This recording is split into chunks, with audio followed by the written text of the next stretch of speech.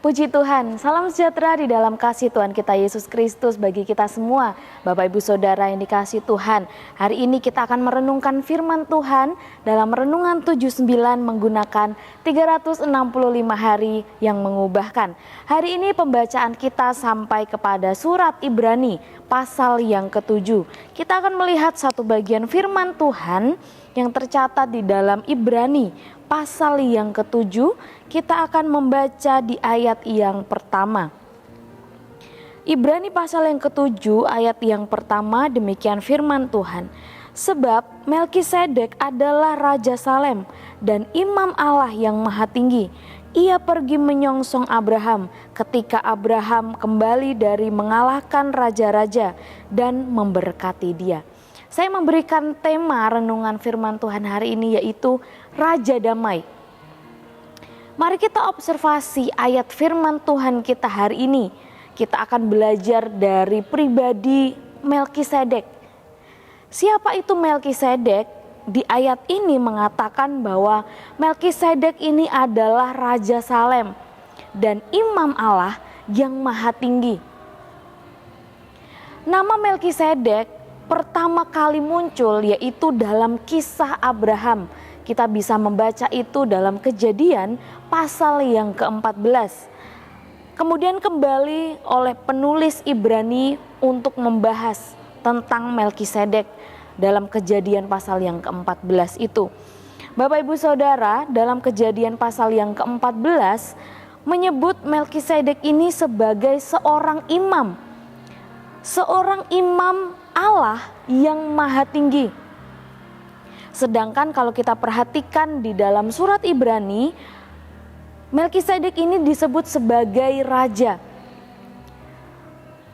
Kalau kita perhatikan dalam kisah Abraham pada saat itu dalam Kejadian pasal yang ke-14, pada saat itu setelah dia mengalahkan raja-raja, maka datanglah Melkisedek menyongsong Abraham dan memberkatinya.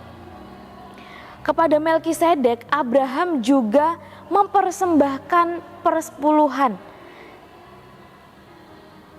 Dalam ayat yang ketiga dalam Ibrani pasal yang ke-7 ini dicatat bahwa Melkisedek itu tidak mempunyai garis keturunan. Di ayat yang ketiga saya bacakan, ia tidak berbapa, tidak beribu, tidak bersilsilah, harinya tidak berawal dan hidupnya tidak berkesudahan. Di sana jelas dikatakan bahwa Melkisedek ini ternyata sosok pribadi yang tidak mempunyai garis keturunan.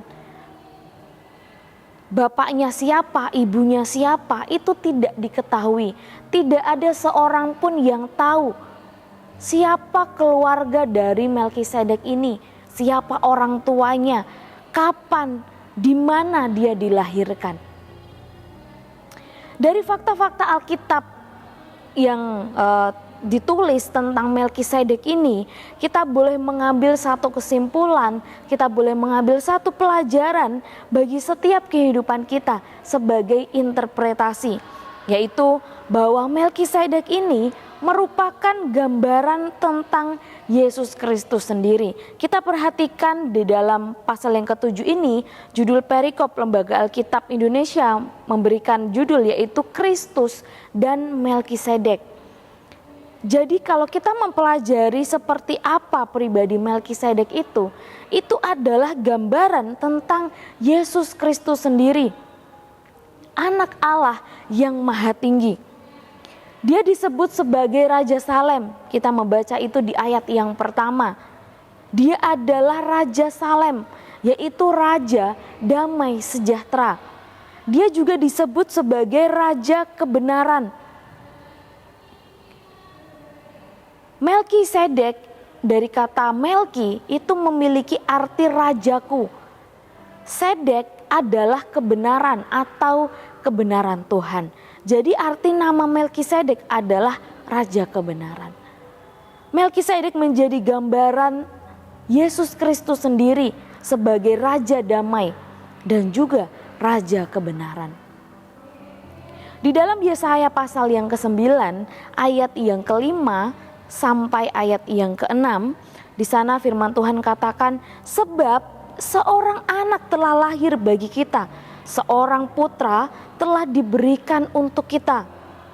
Lambang pemerintahan ada di atas bahunya, dan namanya disebut orang Penasehat Ajaib, Allah yang perkasa, Bapa yang kekal, Raja Damai. Besar kekuasaannya dan damai sejahteranya tidak akan berkesudahan di atas tahta Daud dan di dalam kerajaannya. Karena ia mendasarkan dan mengokohkannya dengan keadilan dan kebenaran dari sekarang sampai selama-lamanya. Seorang anak telah lahir bagi kita. Siapa? Yaitu Tuhan kita, Yesus Kristus. Dia disebut sebagai Penasehat Ajaib, Allah yang perkasa, Bapa yang kekal, Raja Damai. Dia adalah Raja Damai yang lahir bagi setiap kehidupan kita. Dialah yang menjadi jalan pendamaian bagi kita. Di dalam Roma pasal yang ketiga, ayat yang ke-25, bagian A mengatakan, Kristus Yesus telah ditentukan Allah untuk menjadi jalan pendamaian karena iman dalam darahnya.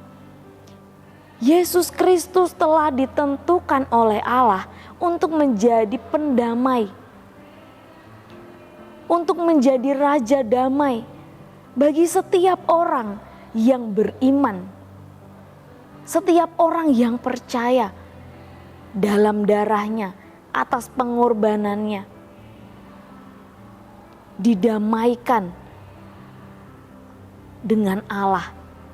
Setiap orang yang percaya dengan imannya dibenarkan dan didamaikan dengan Allah. Bahkan dia juga mengaruniakan kedamaian di setiap hati orang-orang yang percaya. Yesus Kristus tidak hanya menjadi jalan pendamai antara kita dengan Allah, tetapi dia juga mengaruniakan damai sejahtera, kedamaian di dalam hati setiap orang-orang yang percaya kepadanya. Yohanes pasal yang ke-14 ayat yang ke-27, firman Tuhan mengatakan, damai sejahtera ku tinggalkan bagimu, damai sejahteraku ku berikan kepadamu, dan apa yang ku berikan tidak sama seperti yang diberikan oleh dunia kepadamu. Janganlah gelisah dan gentar hatimu. Yesus sendiri katakan bahwa damai sejahteraku ku tinggalkan bagimu. Damai sejahteraku ku berikan kepadamu. Kepada setiap kita orang yang beriman kepada Tuhan. Kepada setiap kita orang-orang yang percaya kepada Tuhan. Dia menganugerahkan, dia mengaruniakan kedamaian di setiap hati orang yang percaya. Puji Tuhan, kita bersyukur kita punya Raja Damai. Kita bersyukur kita punya Allah yang luar biasa. Dia yang menjadi pendamai bagi setiap kehidupan kita. Dia yang mendamaikan kita dengan Allah. Dia yang menganugerahkan kedamaian juga di dalam setiap hati kita. Oleh sebab itu Bapak Ibu Saudara, tetaplah berpengharapan dalam iman kita kepada imam besar, kepada imam agung, yaitu Tuhan kita Yesus Kristus. Ini yang menjadi aplikasi di dalam kehidupan kita. Tetap berpengharapan di dalam iman kita kepada imam besar Tuhan Yesus Kristus. Dia yang menjadi Raja Damai, dia yang menjadi Raja kebenaran di dalam setiap kehidupan kita. Jangan gelisah dan gentar hatimu. Puji nama Tuhan, Tuhan memberkati setiap kehidupan kita dari kebenaran firman Tuhan yang kita dengar hari ini. Terima kasih Bapak Ibu Saudara telah mengikuti Renungan 79.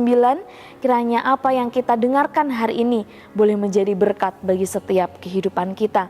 Bapak Ibu Saudara yang rindu untuk didoakan atau menceritakan kesaksian dapat menyalurkan melalui chat WhatsApp di 0813 2742 0088. Biarlah setiap kesaksian yang kita boleh bagikan itu juga memberkati setiap rekan-rekan kita, orang-orang yang mendengarnya. Mari tundukkan kepala, sama-sama kita berdoa. Terima kasih Tuhan, kami mengucap syukur untuk kehadiran-Mu dalam kehidupan kami. Engkau Tuhan, Raja damai di dalam setiap kehidupan kami orang-orang yang percaya. Terima kasih untuk apa yang Engkau sudah kerjakan dalam kehidupan kami. Engkau menjadi jalan pendamai dan Engkau mengaruniakan kedamaian di dalam setiap hati kami. Kami mau belajar untuk tidak takut, untuk kami tidak gelisah, untuk kami tidak gentar, dan kami belajar untuk tetap berpengharapan di dalam iman kami kepadamu. Terima kasih Tuhan menolong setiap kehidupan kami, keluarga besar GBI El Shaddai Magelang. Kami, keluarga besar GBI El Shaddai Magelang, akan bersorak-sorak dan bersuka cita karena kasih setiamu, sebab Engkau telah menilik sengsara kami, telah memperhatikan kesesakan jiwa kami. Kami mengucap syukur di dalam nama Tuhan Yesus Kristus. Haleluya. Amin.